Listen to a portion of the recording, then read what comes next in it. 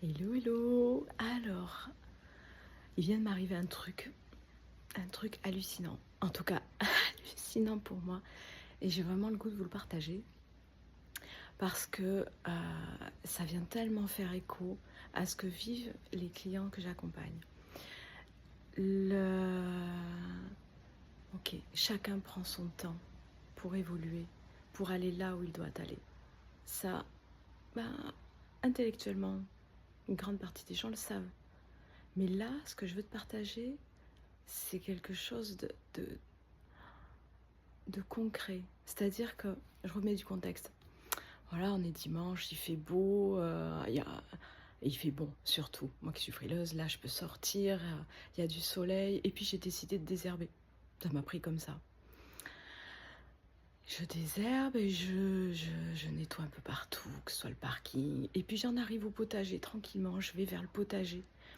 Et là, en désherbant le potager, dans mes carrés où j'avais semé des radis, où j'avais semé de la roquette cet été, et les radis ont eu tellement de mal à pousser. Il n'y a eu même pas, un quart des graines qui ont donné quelque chose, peut-être la moitié encore.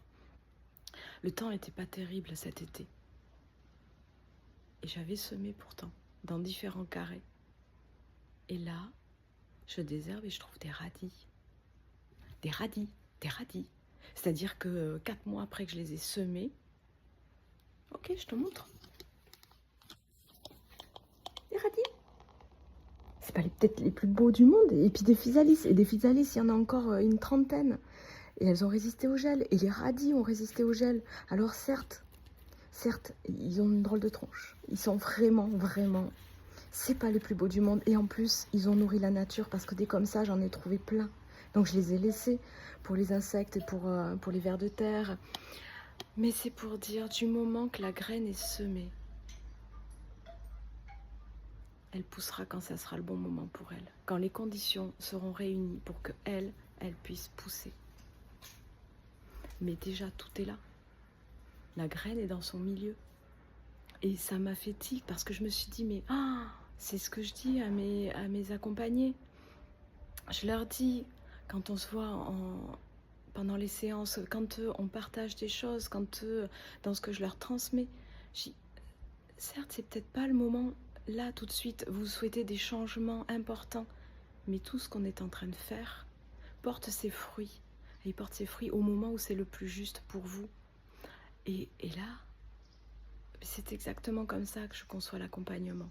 C'est d'apporter tout ce qu'il y a besoin pour la personne. Et quand c'est le bon moment, elle sait quoi en faire. Elle arrive, elle est sur son chemin. Et tout est clos.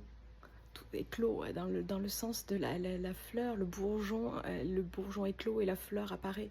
C'est ça qui est beau. Et c'est les retours aussi que j'ai dans mes accompagnements, quelques mois après ou quelques semaines après. Et dernièrement, j'ai une personne qui était bloquée dans sa vie professionnelle. Et en fait, après 3 séances qu'on a faites à 15 jours d'intervalle, elle m'a envoyé un mail en me disant « Mais c'est merveilleux, ça y est, je sais vers quoi je m'oriente. Je vais faire une formation d'hypnose.